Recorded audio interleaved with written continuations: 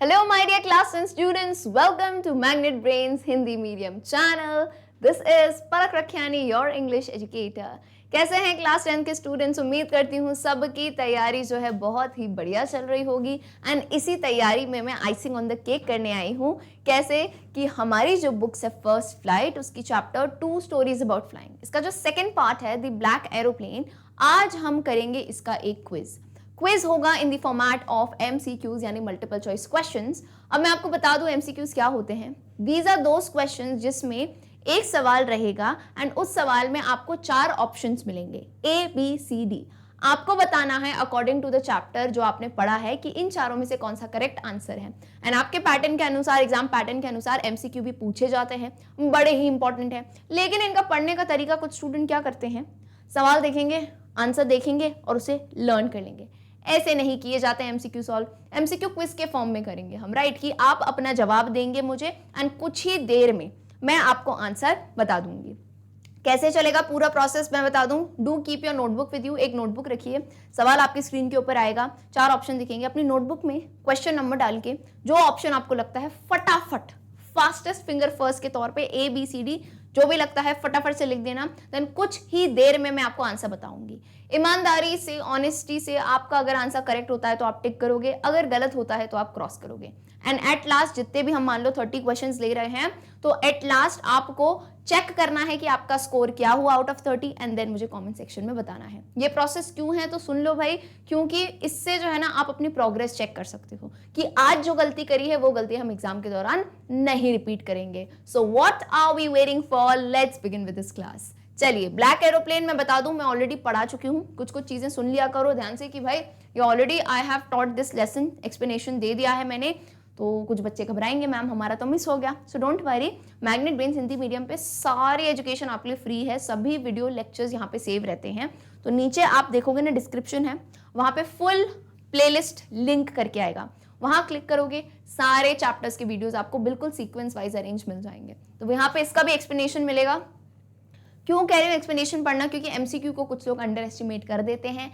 MCQ में chapter से बीच की से उठा के क्वेश्चन पूछ देते हैं, पता है। तो पूरी कहानी आपको एकदम लाइन टू लाइन क्लियर होनी चाहिए। तो चलिए बिना किसी देरी के अब फाइनली अपनी नोटबुक्स रेडी रखिए, हम आते हैं पहले सवाल पे जो कि आपके स्क्रीन के ऊपर ये रहा। Which plane the author was flying? Author जो है यानी जो लेखक है, जो नरेटर है, वो कौन सा प्लेन उड़ा रहे थे, उस प्लेन का एग्जैक्ट नाम क्या था। A old Dakota DS-088, B old Dakota DS-42, C old Dakota AB या D old jet DS-088। Exactly जब हमने लेसन पढ़ा था तो इस प्लेन का नाम दिया गया था। तो ऐसा नहीं है पहले 2 लेटर याद कर लिए, you need to learn the full name. And जिसने कहानी पढ़ी हो मेरे साथ, बार बार रीड किया हो, तो उसको तो आराम से चीजें याद हो गई होंगी। ठीक है, जल्दी से अपने आंसर नोट डाउन कर दीजिए। सो आपका समय यहीं पे खत्म होता है। अब मैं आपको करेक्ट आंसर बताऊंगी। जो ऑथर है, जो प्लेन वो उड़ा रहे थे, उसका नाम है क्लियरली पहले ही ऑप्शन में दिख गया, option A old Dakota DS-088। इस नंबर पे भी ध्यान देना, नंबर भी घुमा सकते हैं वो, है ना, 088, आप बिल्कुल अच्छे से ध्यान रखेंगे। ठीक है, चलिए जिसका आंसर सही गया टिक करेंगे, गलत गया क्रॉस करेंगे। तैयार है अगले सवाल के लिए? अगला सवाल आपके स्क्रीन के ऊपर ये रहा। Which country did the pilot belong to? A France, B England, C Paris या D इटली।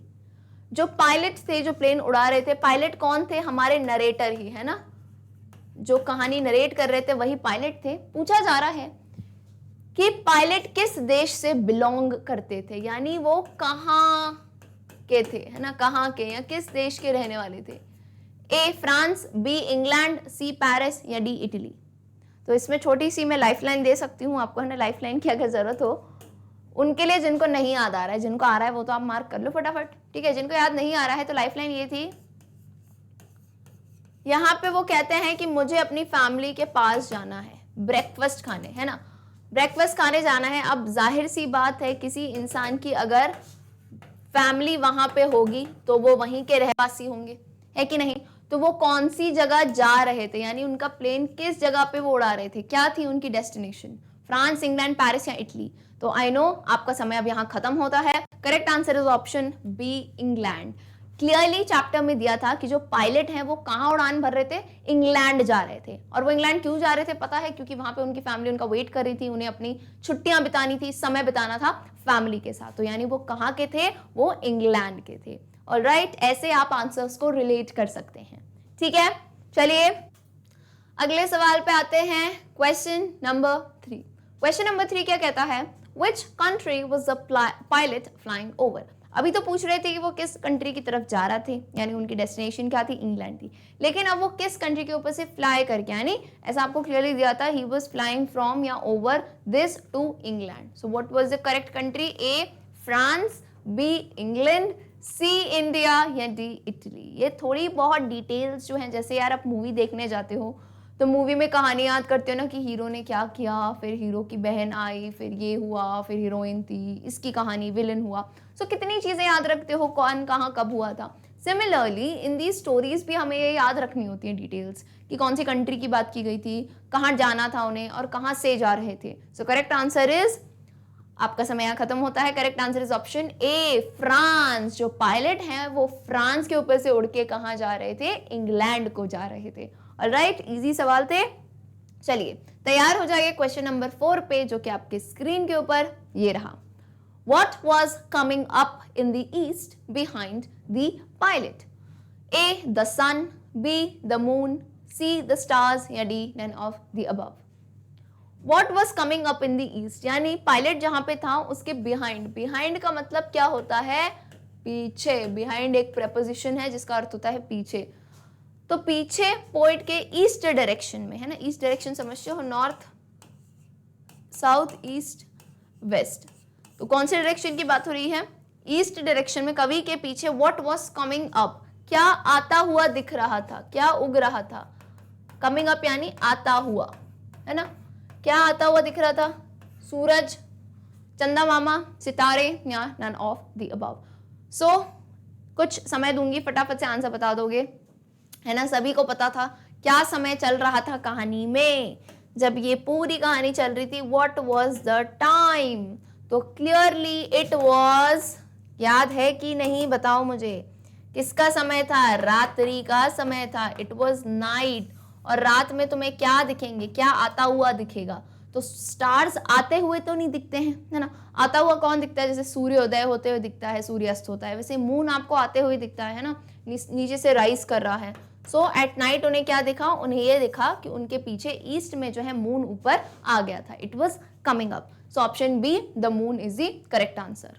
ठीक है, चलिए अगले सवाल पे आते हैं, क्वेश्चन नंबर 5 पे। एंड उम्मीद करती हूँ मुझे बार बार बोलना नहीं पड़े कि आप आंसर्स लिखते जा रहे हैं, टिक एंड क्रॉस लगाते जा रहे हैं। ठीक है, वैसे तो मुझे उम्मीद है सबको टिक ही आने चाहिए। ओके, चलिए प्रश्न number 5, question number 5 says, how was the weather when the pilot started flying back to England? A, there were no clouds in the sky. B, the sky was clear. C, the moon was coming up and the stars were shining. या D, all of the above? तो सवाल समझा देती हूँ, तब तक फटाफट से आंसर बताओ जिनको आता है। कि जब पायलट ने शुरुआत की इंग्लैंड की तरफ फ्लाई करने की, तब पूछा जा रहा है वेदर, यानी मौसम कितना औसम था ये बताओ। यानी वेदर कैसा था, है ना, मौसम बताना है आपको तब का।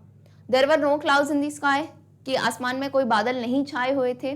B, the sky was clear, आसमान बिल्कुल ही साफ था। C, the moon was coming up and the stars were shining. And clear सी बात होती है, जब काले घने बादल नहीं होते हैं, आसमान साफ होता है, तो क्लियरली आपको चंदा मामा भी दिखते हैं एंड आसमान में सितारे भी चमकते हुए दिखते हैं। ठीक है, यहाँ option D. So we all know, जब वो इंग्लैंड की तरफ फ्लाई कर रहे थे, बेटा प्लेन्स तभी फ्लाई करते हैं जब स्काई क्लियर होता है, राइट। यूजुअली तूफान के टाइम जो आपने देखा होगा ना, फ्लाइट वगैरह डिले हो जाती है, क्योंकि up in the sky it's very difficult कि आप काले बादलों के बीच में से प्लेन उड़ाओ, बहुत दिक्कतें आती हैं, है ना। फ्यूल भी इनफ नहीं हो पाता है एंड एयर का फोर्स इतना रहता है, एटमॉस्फेरिक प्रेशर रहता है, तो वो रिस्क होता है। तो तभी वो इंग्लैंड जाने के लिए क्यों रेडी हुआ? बिकॉज कोई आसमान में बादल नहीं छाए हुए थे, आसमान साफ था, चंदा मामा दिख रहे थे, सितारे भी चमक रहे थे। तो अगर तीनों चीजें करेक्ट हैं, सो वेरी ऑब्वियसली आंसर क्या होगा? Option D, all of the above.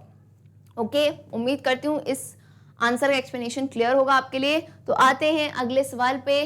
Question number 6 on your screen says what was the pilot looking forward to?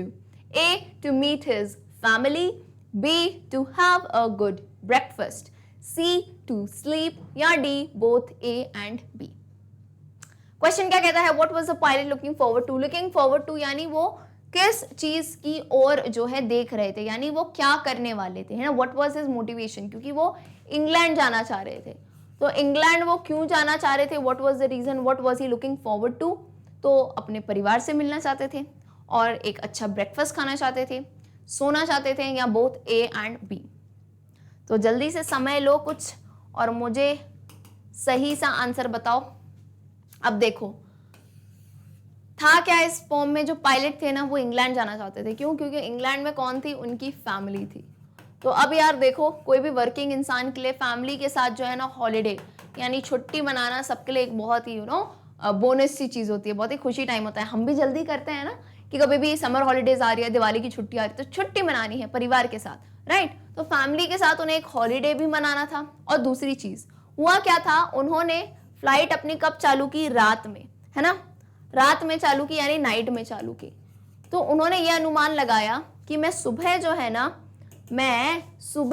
ना ब्रेकफास्ट यानी नाश्ते के टाइम तक अपने घर पहुंच जाऊंगा। क्यों? क्योंकि वो होता है ना यार, घर का खाना तो घर का खाना होता है। तो वो चाह रहे थे कि वो अपनी फैमिली के साथ एक बहुत ही बढ़िया इंग्लिश ब्रेकफास्ट खाएं।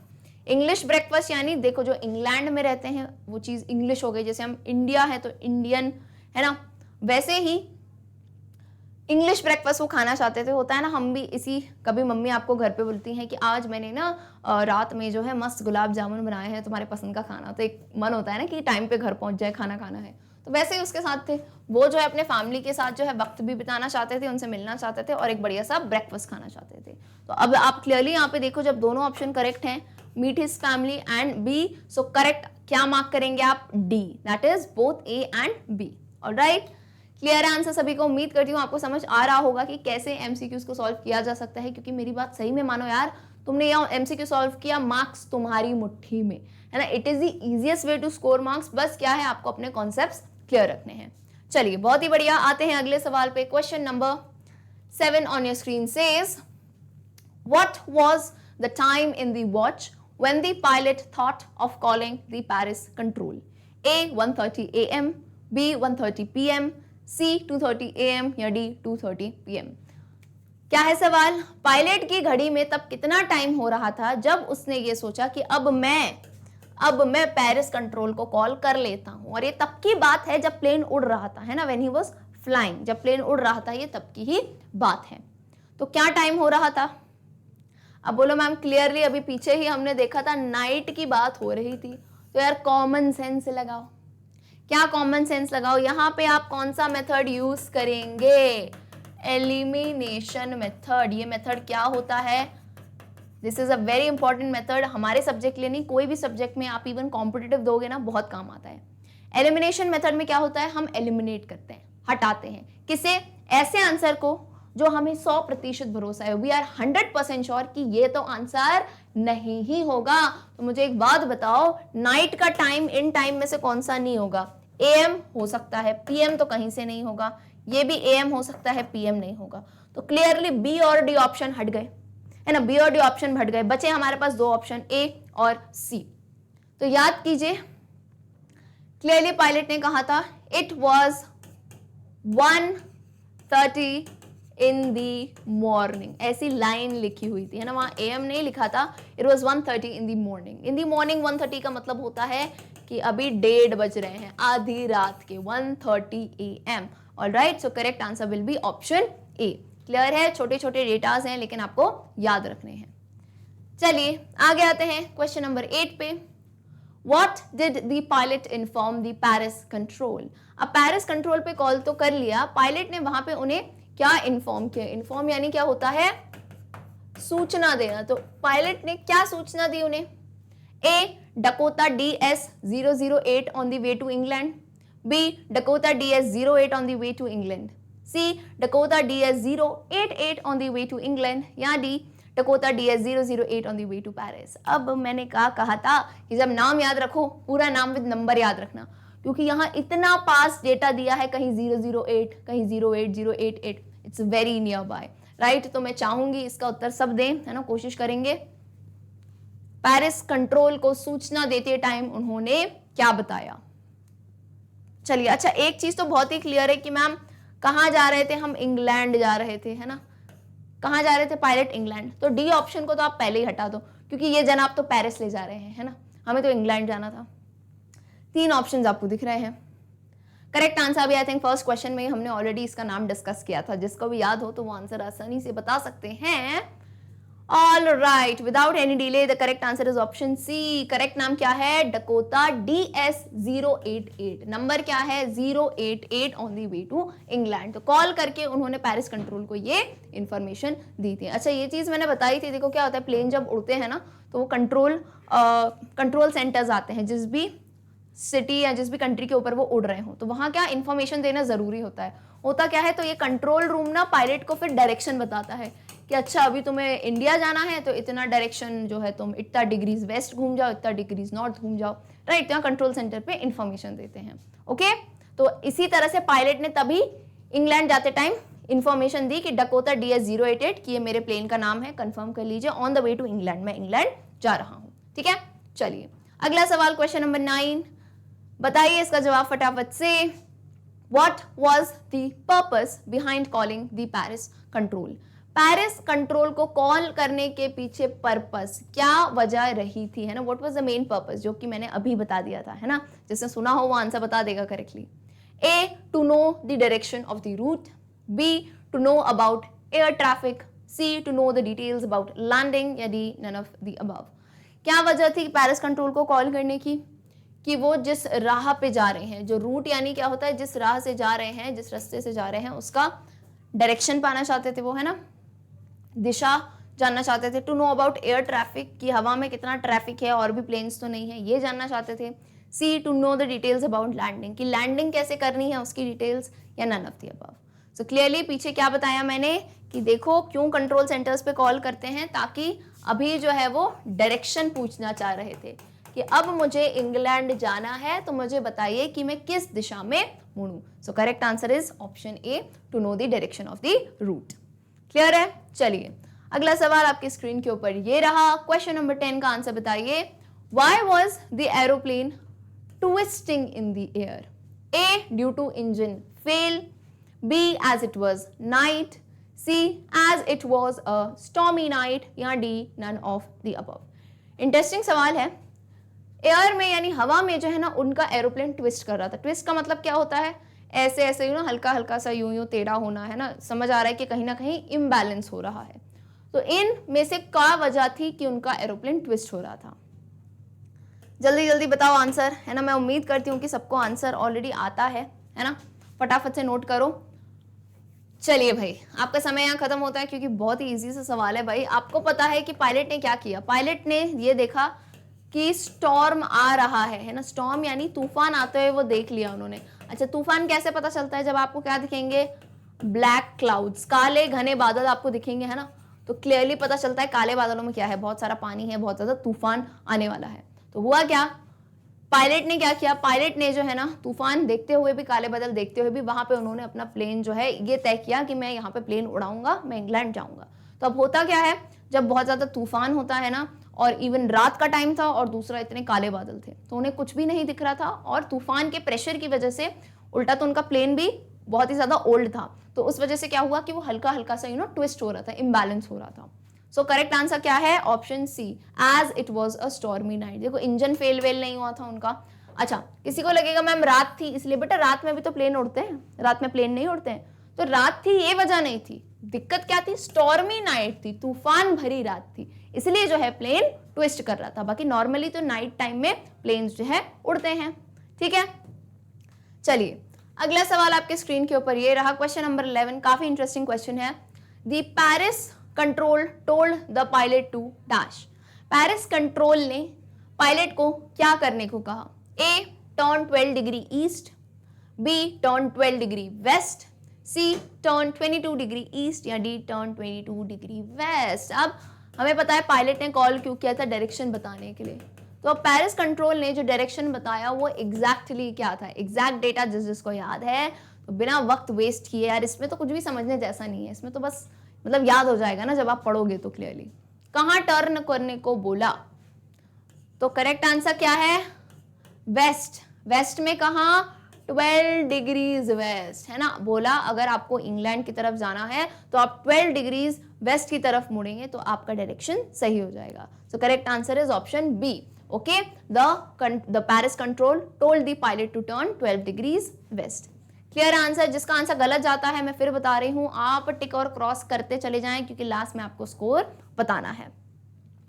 Moving on to question number 12 which says what did the pilot do before turning 12 degree west. यानी पायलट ने 12 डिग्री वेस्ट टर्न करने के टाइम क्या किया, है ना। A switched over to the second fuel tank, B switched over to the last fuel tank, C checked the compass, या D all of the above. इन सब में से उन्होंने क्या किया 12 डिग्री वेस्ट टर्न करने से पहले।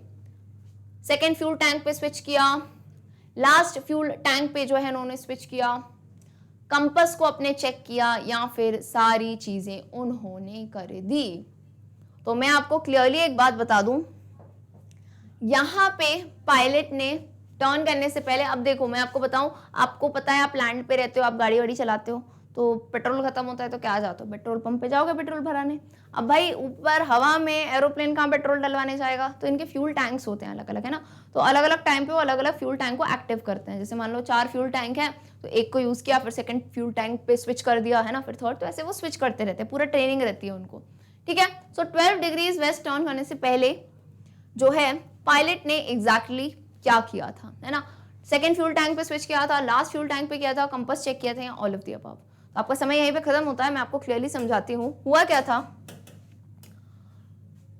12 डिग्री वेस्ट टर्न करने से पहले पायलट ने जो है उसका जो सेकंड फ्यूल टैंक है ना, सेकंड फ्यूल टैंक की तरफ जो है अपना पूरा जो प्लेन का जो भी आप कह सकते हो ना, पेट्रोल का सिस्टम है, जो भी डीजल का सिस्टम है, उसको वहां पे स्विच कर दिया था, ठीक है। स्विच करने से क्या होता है, अब उसको पता है कि मेरे लिए इतना रास्ता बचा है तो मैंने यहाँ स्विच कर दिया। अब मुझे एक बात बताओ, ऑप्शन बी में दिया है switch over to the last fuel tank. अब कॉमन सेंस है मैम कि एक ही टैंक पे करेंगे ना स्विच, सेकंड पे भी कर देंगे फिर लास्ट पे भी कर देंगे, तो ये ऑप्शन तो इनकरेक्ट हो जाता है। अब देखो, चेक्ड दी कंपास, कंपास उन्होंने कब चेक किया था, आप याद करो, जब वो स्टॉर्म के अंदर घुस गए थे, है ना, जब वो तूफान के अंदर घुस गए थे तब उन्होंने क्या किया था, अपना जो है कंपास चेक किया था, ठीक है। तब उन्होंने क्या किया था, अपना कंपास जो है चेक किया था, ठीक है। और कंपास चेक किया तो दिक्कत क्या आ गई कि कंपास की जो ये नीडल थी ना वो घूमे घूमे जा रही थी, है ना, यानी वो डेड हो चुका था। तो 12 डिग्रीज वेस्ट टर्न करने से पहले उन्होंने कंपास चेक नहीं किया था। तो यहाँ पे आप सभी का करेक्ट आंसर क्या हो जाएगा, दैट इज ऑप्शन ए, ठीक है। क्लियर है, switch over to the second fuel tank.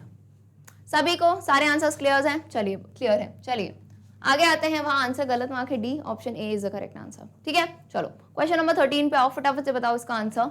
The pilot flew the aeroplane through the storm, this shows that the pilot was dash, A coward, B brave, C frightened, D afraid. जल्दी से बता दो answer, बड़े ही easy option है यार, ऐसे easy option दे दिए, है ना। ऑप्शंस क्लियरली कह रहे हैं कि बेटा मार्क्स स्कोर कर लो, है ना। The pilot flew the aeroplane through the storm, flu word किसका पास्ट टेंस है, फ्लाई का, है ना।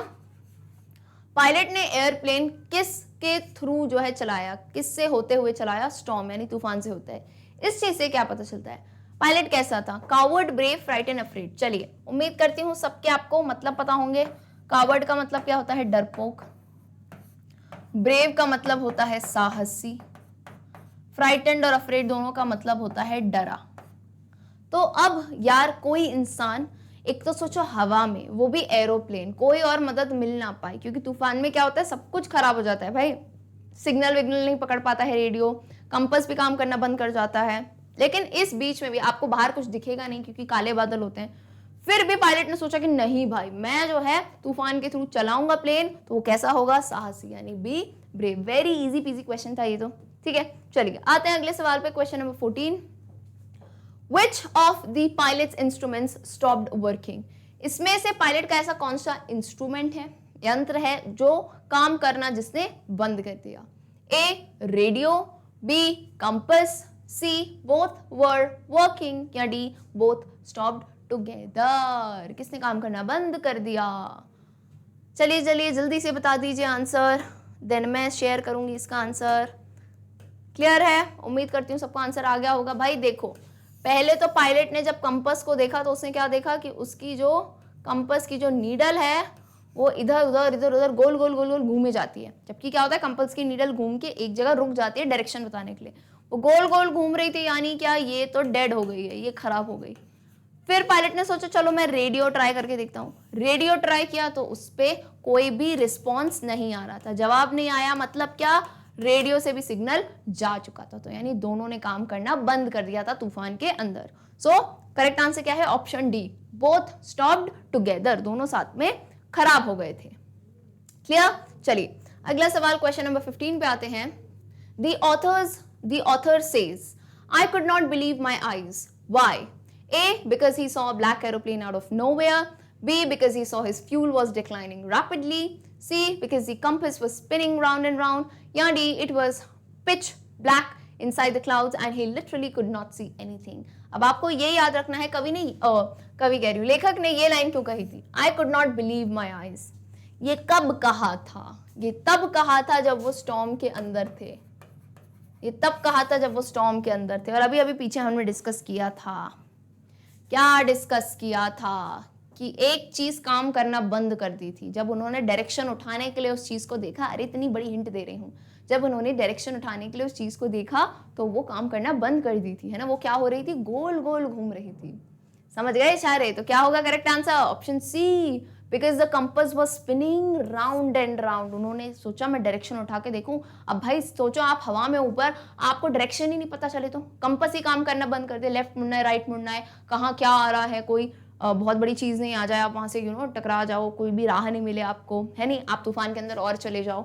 सो तभी जो है उनको अपनी आंखों पे विश्वास नहीं हो रहा था कि उन्होंने इतना बड़ा रिस्क तो ले लिया, अब जो है compass spinning round and round, compass ने काम करना बंद कर दिया। ठीक है, so correct answer is option C. ये सारे ऑप्शन गलत नहीं है, लेकिन जो आपके चैप्टर में ये लाइन कब यूज की गई थी? ये तभी यूज की गई थी जब उन्होंने कंपास वाली बात कही थी। ठीक है, चलिए आते हैं अगले सवाल पे, question number 16 which says they looked like black mountains standing in front of me across the sky.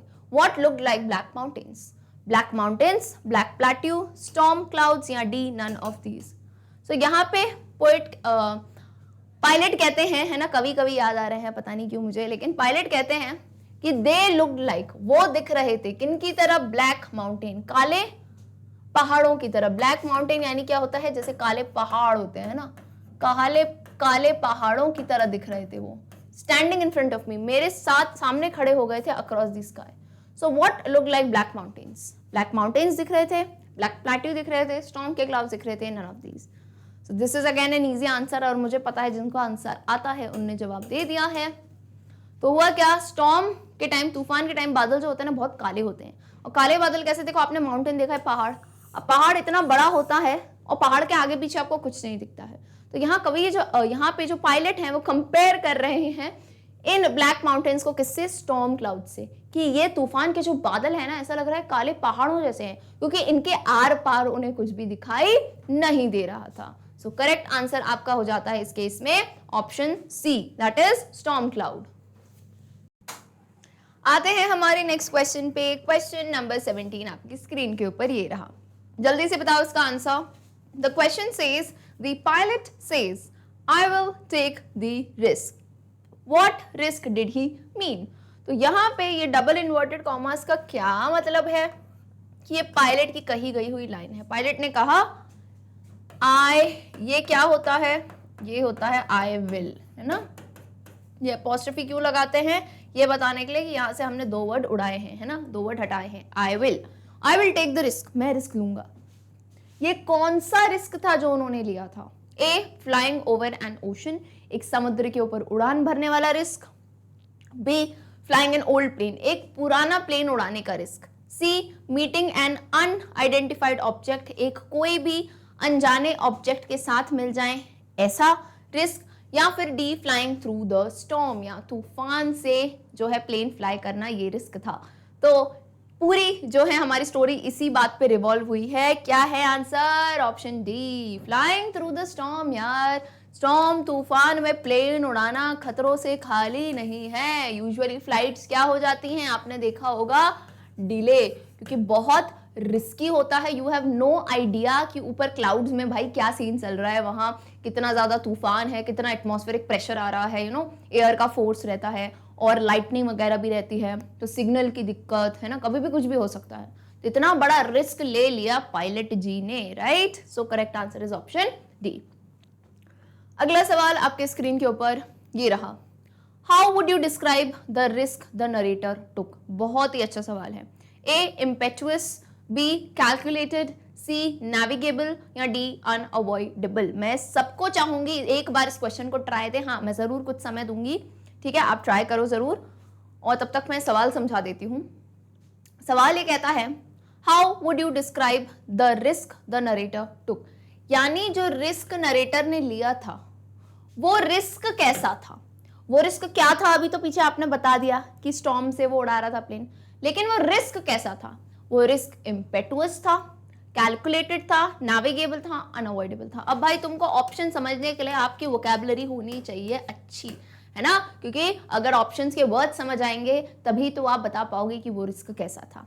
ठीक है, तो ऑप्शन पे आने से पहले आप मुझे खुद बताओ, ऑप्शन बिना देखे आप मुझे बताओ वो रिस्क कैसा था। क्या उस पायलट ने, बस मेरे सवाल का जवाब देना, क्या उस पायलट ने बिल्कुल भी कुछ सोचा? उसने ये अनुमान लगाया, उसने कुछ ऐसा सोचा कि चलो ये फ्यूल नहीं होगा तो मैं ऐसे चला जाऊंगा, अगर तूफान में कोई दिक्कत आएगी तो मैं ये कर लूंगा? क्या उसने ऐसे कुछ कैलकुलेशंस किए, कुछ नेविगेशंस की कि मैं ये रूट जो है एक मैप पे रख देता हूँ या ऐसा कर लेता हूँ? ऐसा उसने कुछ किया है ना? या ऐसी कोई चीज, ऐसा कोई रिस्क जो उसको लगा कि नहीं भाई इसमें कोई दिक्कत नहीं आएगी, है ना, और मैं इसे जो है अवॉइड कर सकता हूँ, ऐसा कुछ? बोलो नहीं मैम, उन्होंने तो रिस्क एकदम से ले लिया। कैसे ले लिया? एकदम से, है ना, वेरी क्विकली, मतलब बिना किसी सोच विचार के उन्होंने कहा, बस उनके दिमाग में एक चीज क्या चल रही थी कि उन्हें इंग्लैंड जाना है, अपनी फैमिली से मिलना है और ब्रेकफास्ट खाना है। So without a second thought उन्होंने जो है अपना रिस्क बहुत ही शीघ्रता से, बहुत ही क्विकली और सडनली, मतलब बिना कुछ सोचे समझे कि आगे क्या होगा, क्या करेंगे, ऐसे ले लिया। तो अब यहाँ पे 4 वर्ड्स हैं, 4 वर्ड्स में कैलकुलेटेड तो नहीं आएगा, है ना, क्योंकि उनका रिस्क कैलकुलेटेड नहीं था, पहले उन्होंने सोच विचार नहीं किया। नेविगेबल भी नहीं था, नेविगेबल यानी उन्होंने पहले डायरेक्शन सोच लिया था, ये होगा तो ये करेंगे, ये भी नहीं था। अनअवॉइडेबल यानी ऐसा रिस्क था जिसे वो अवॉइड नहीं कर सकते थे, मतलब उन्हें स्टॉर्म से जाना ही पड़ता, तो ऐसा नहीं था। देखो वो चाहते तो वो पीछे आके जो है पेरिस से, अभी पेरिस 150 किलोमीटर दूर था, तो वो पीछे पेरिस में जाके भी लैंड कर सकते थे एंड वेट करते कि स्टॉर्म जब खत्म हो जाता, तूफान चला जाता तो जाते।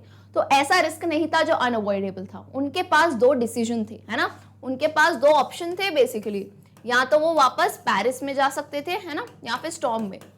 तो ऐसा नहीं है अनअवॉइडेबल था, he could have chosen Paris, लेकिन उन्होंने स्टॉर्म चुना, सो अनअवॉइडेबल भी नहीं था।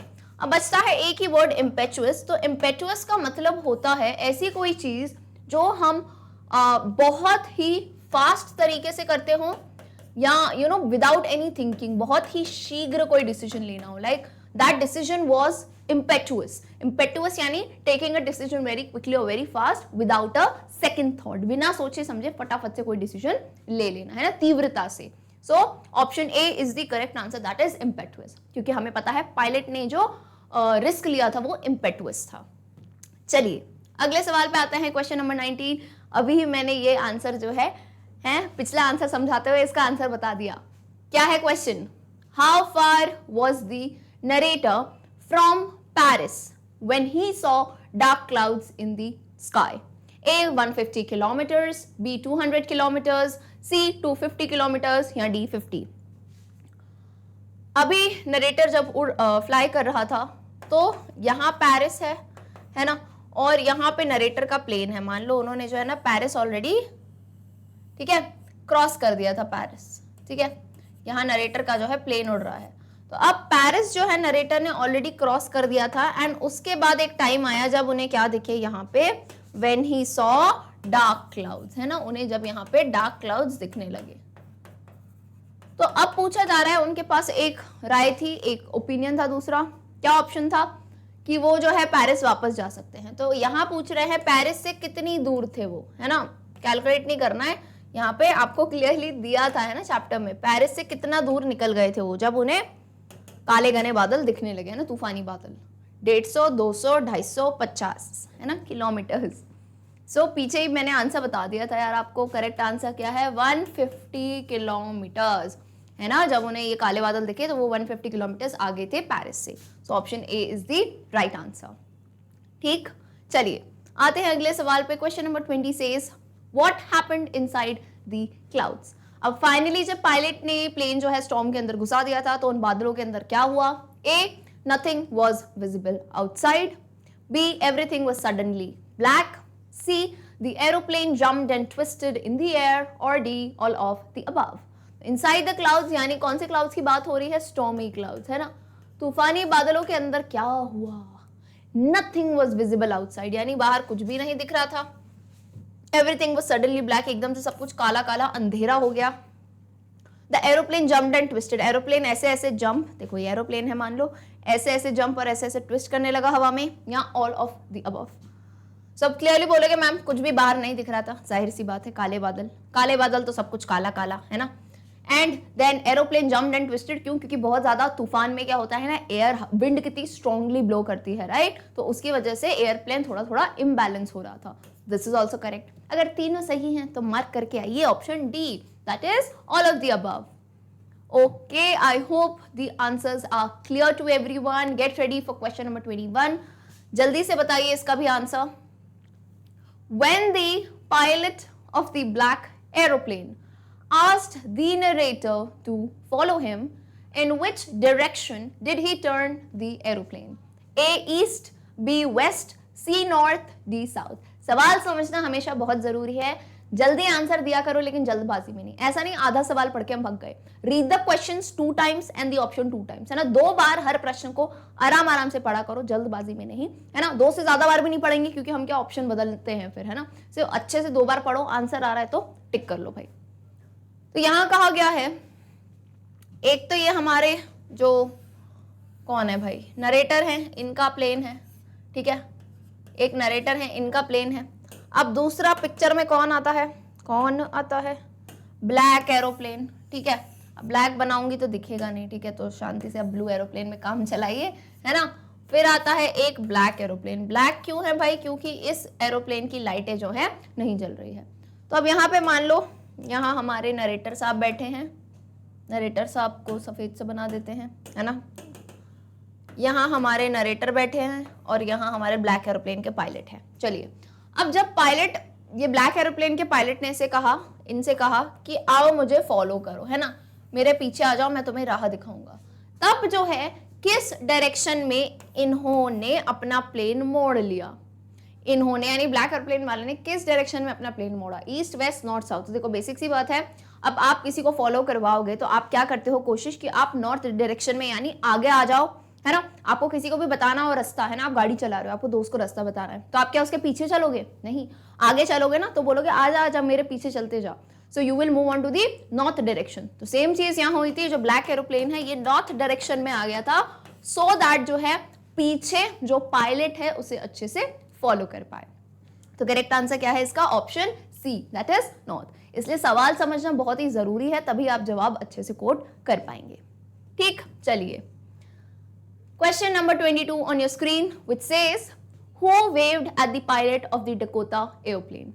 A, pilot of black aeroplane, B, pilot of blue aeroplane, C, pilot of another aeroplane, या D, none of the above। तो कौन से एरोप्लेन के पायलट ने जो है डकोटा एयरप्लेन वाले को वेव किया? वेव का मतलब क्या होता है? ऐसे ऐसे हाथ हिलाना, हे सुनो इधर देखो, किसने किया? तो बहुत ही आसान सा आंसर है option A, pilot of black aeroplane, काले एरोप्लेन के पायलट ने हाई किया उन्हें और कहा मुझे फॉलो करो। अगला सवाल आपकी स्क्रीन के ऊपर ये रहा, question number 23, with whom the pilot compare himself when he followed the other pilot? A, obedient child, B, unruly child, C, rebellious child, या D, all of the above। तो यहाँ पे जो हमारे नरेटर थे, है ना, उन्होंने क्या कहा था? याद करो, फटाफट आंसर बताओ तो मैं आंसर बता दूं, है ना।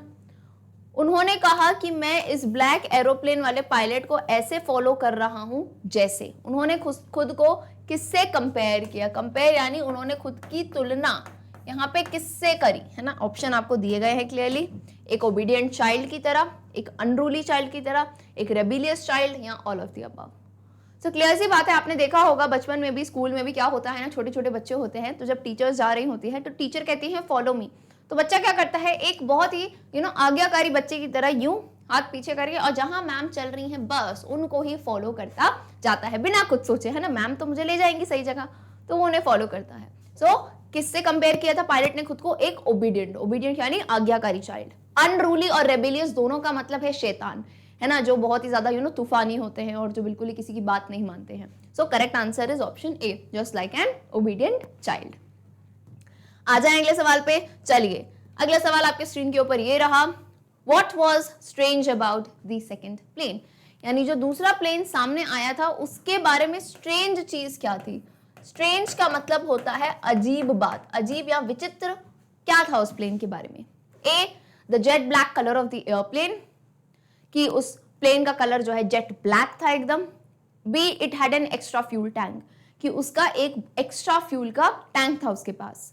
सी, it had no light on its wings but surprisingly the narrator was able to see the face of the pilot. तो उस एरोप्लेन की विंग्स पे ना लाइटें लगी रहती है, तो कोई भी लाइट नहीं थी, और सरप्राइजिंगली जो है ना वो नरेटर उस पायलट का फेस भी देख पा रहा था, जबकि प्लेन के अंदर लाइट नहीं होगी तो अंधेरा होगा, फिर भी उनका फेस जो है अच्छे से दिख रहा था। या D, it was shining inside the storm, या फिर तूफान के अंदर वो ब्लैक एरोप्लेन शाइन कर रहा था। तो क्या अजीब बात थी, सभी को पता है। तो आपका समय यहाँ पे अब खत्म होता है। सही जवाब है ऑप्शन सी। भाई उसको ब्लैक एरोप्लेन इसलिए नहीं कहा था, उसका कलर ब्लैक था। ब्लैक इसलिए कहा था क्योंकि कोई भी लाइट प्रेजेंट नहीं थी, और लाइट नहीं होने के बावजूद भी उस काले एरोप्लेन में जो पायलट बैठा था उनका चेहरा बहुत ही अच्छी तरीके से दिख पा रहा था। ओके, तो ये काफी स्ट्रेंज बात थी, बहुत ही अजीब बात थी उस प्लेन के बारे में। ठीक, चलिए अगला सवाल आपके स्क्रीन के ऊपर ये रहा, question number 25, it says the pilot started to feel frightened once again after the other pilot came to help. What was the reason for this? A, the map flew away. B, the radio was not working. C, the fuel was enough only for 5 to 10 minutes. और D, the compass stopped working. अच्छा सवाल है, थोड़ा सा time दूंगी, जल्दी से answer बताओ, है ना। तब तक जिनको सवाल नहीं समझ आया है तो मैं सवाल समझा देती हूँ। देखो, the pilot started to feel, जो पायलट था ना, पहले तो वो सुकून हो गया उसको, है ना, जो नरेटर था, कि चलो कोई इंसान मिल गया मुझे राह दिखाने वाला। लेकिन वंस अगेन का मतलब क्या होता है, दोबारा, है ना। वंस अगेन का मतलब क्या होता है, दोबारा, फिर से जो है उसे डर लगने लगा, है ना। वो दूसरा पायलट मदद करने तो आया, लेकिन एक बार फिर से डर लगने लगा। क्यों डर लगने लगा ये आपको बताना है। मैप फ्लू अवे, यानी मैप जो है उड़ गया था। रेडियो वॉज नॉट वर्किंग, वो इसलिए घबराए दोबारा क्योंकि रेडियो काम नहीं कर रहा था। C, the fuel was enough only for 5 to 10 minutes, या फिर उनके एरोप्लेन में इतना ही फ्यूल था कि अब बस 5 से 10 मिनट तक वो चल सकते हैं। या D, the compass stopped working, या फिर कंपास ने काम करना बंद कर दिया। कब की बात कही है, जब काले एरोप्लेन वाले आ गए थे, उनकी मदद कर रहे थे, वो उन्हें फॉलो कर रहा था, लेकिन फिर से जो है पायलट को डर लगा। तो उसका रीजन क्या होगा? चलिए आपका समय यहीं पे समाप्त होता है। करेक्ट आंसर क्या है इसका? Option C, the fuel was enough only for 5 to 10 minutes. देखो मैप वाली तो बात थी नहीं भाई, रेडियो और कंपास की चिंता तब थी जब वो तूफान में एंटर किए थे। इस टाइम में स्टोरी पे ब्लैक एरोप्लेन वाले भाई साहब आए ही नहीं थे। वो कब आए? आ तो गए, अब वो उड़े जा रहे थे आधे घंटे से, लेकिन हुआ क्या? फिर जो है पायलट ने रियलाइज किया कि यार देखो, अपन, मैंने आपको क्लियरली बता चुकी हूँ, अपन नीचे रहेंगे धरती पे तो फ्यूल भरा सकते हैं, वहां तो फ्यूल टैंक लिमिटेड होता है। तो उन्होंने ये रियलाइज किया कि अब मात्र इतना फ्यूल बचा है कि मेरा प्लेन 5 से 10 मिनट उड़ सकता है। और उन्हें अभी वो स्टॉर्म में थे, होता है ना तूफान में, कुछ क्लियर ही नहीं था कि कितना लंबा सफर है। तो एक डर और लगने लगा ना कि अरे बीच रास्ते में फ्यूल खत्म हो गया तो मेरा तो प्लेन क्रैश कर जाएगा, राइट। तो वो फिर से डरने लगे इस वजह से। उम्मीद करती हूँ सभी ने सही आंसर दिया होगा। गलत हो जाता है कोई बात नहीं, आपको इस पॉइंट को अब अच्छे से ध्यान रखना है। चलिए कुछ और सवाल बचे हैं, फटाफट बताते जाइए। कीप द जोश हाई। क्वेश्चन नंबर 26 का answer, what would be the reaction of the narrator when he saw the other pilot asking the narrator to follow him? A, anxious, B, casual, C, hopeful, D, confused. यहां पे सवाल समझाती हूं।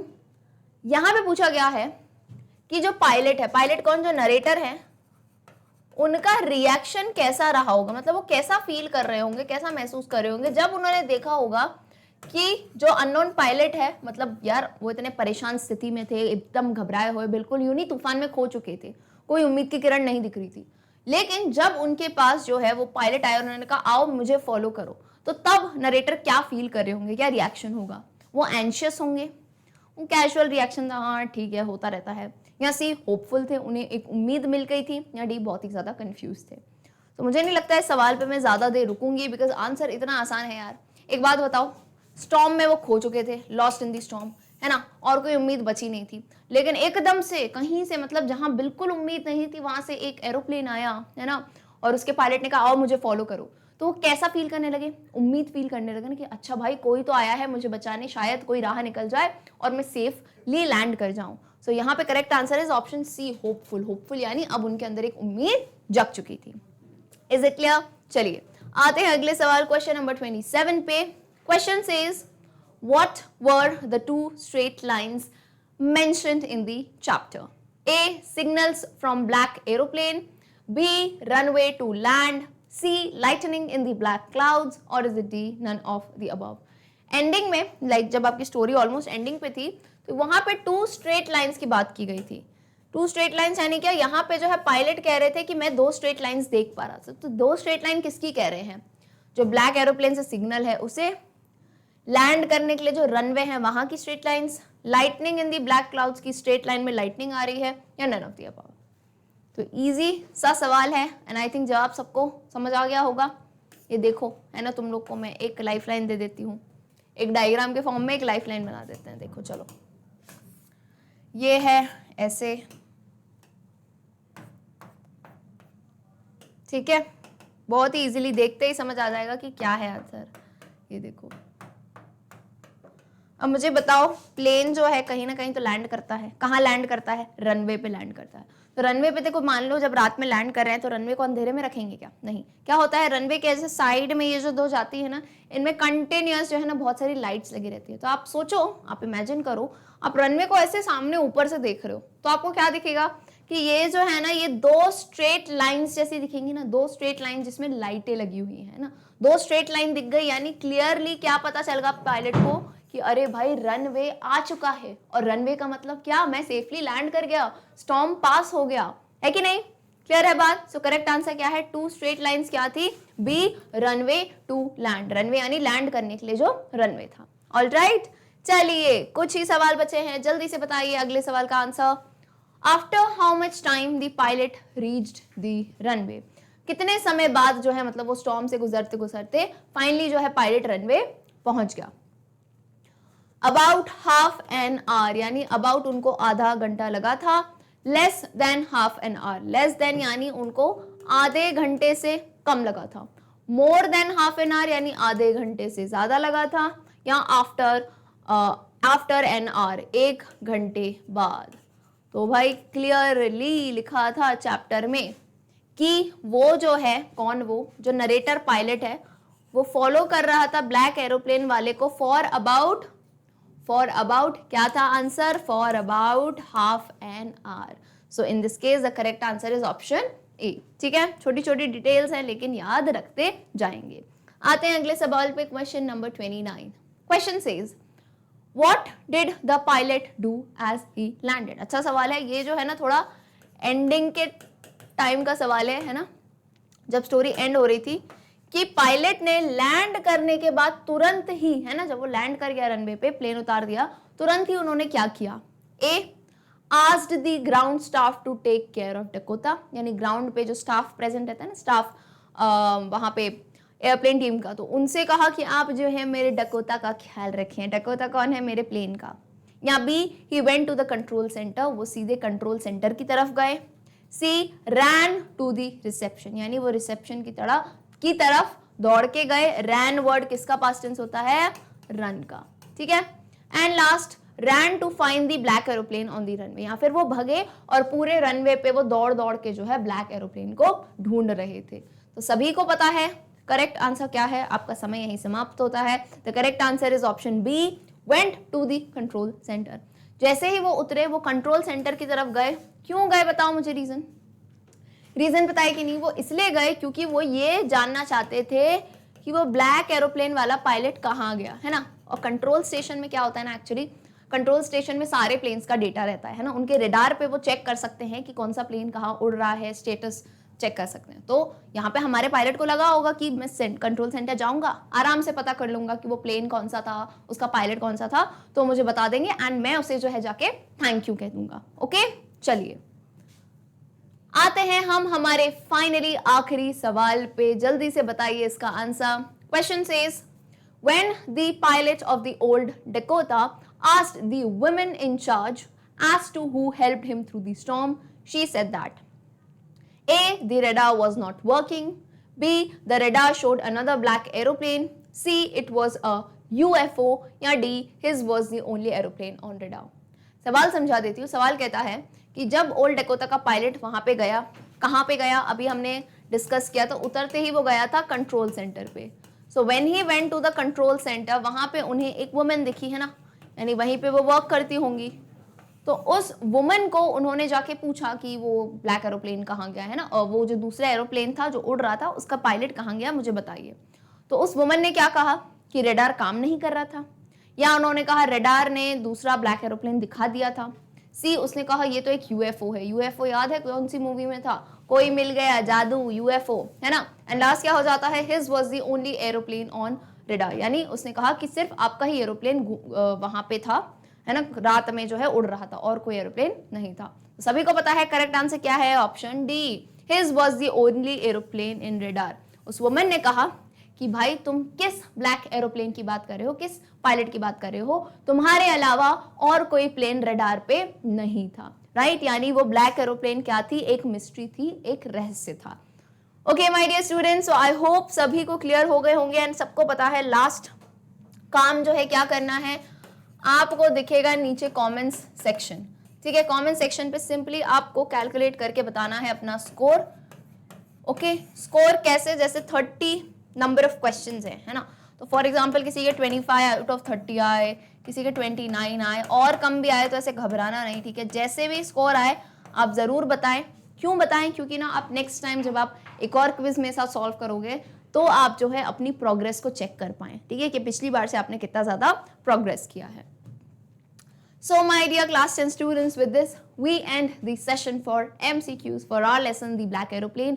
उम्मीद करती हूँ आपको मेरा पढ़ाने का तरीका समझ आया होगा एंड अगर अच्छा लगता है तो वीडियो को लाइक करें, अपने सभी क्लास 10 के फ्रेंड्स जो हैं उनके साथ ज़्यादा से ज़्यादा शेयर करें, right. Magnet brains Hindi medium ये मानता है कि भाई ज्ञान जो है बांटने से बढ़ता है। So do spread these videos. क्यों? क्योंकि हम देते हैं आपको एब्सोल्युटली फ्री एजुकेशन। यहाँ पे आपको किसी भी टाइप का कोई भी चार्ज पे करने की जरूरत नहीं है। It is absolutely free with quality education. And lastly मैं आपको बता दूं कि ये सारे बोर्ड्स जो हैं आप पढ़ सकते हैं हमारे दोनों चैनल से, Hindi medium and English medium. Website पे जाके भी आप वीडियोस को एक्सेस कर सकते हैं। एंड इवन आप जो बोलते हो ना मैम नोट्स जो होते हैं बहुत ज़रूरी होते हैं एग्जाम के लिए, एग्जाम में मदद करते हैं, तो हमारे यहाँ पे ई नोट्स भी अवेलेबल हैं जिन्हें आप डिस्क्रिप्शन में से ले सकते हैं। सो मिलते हैं हम हमारी अगली क्लास में, तब तक के लिए गुड बाय।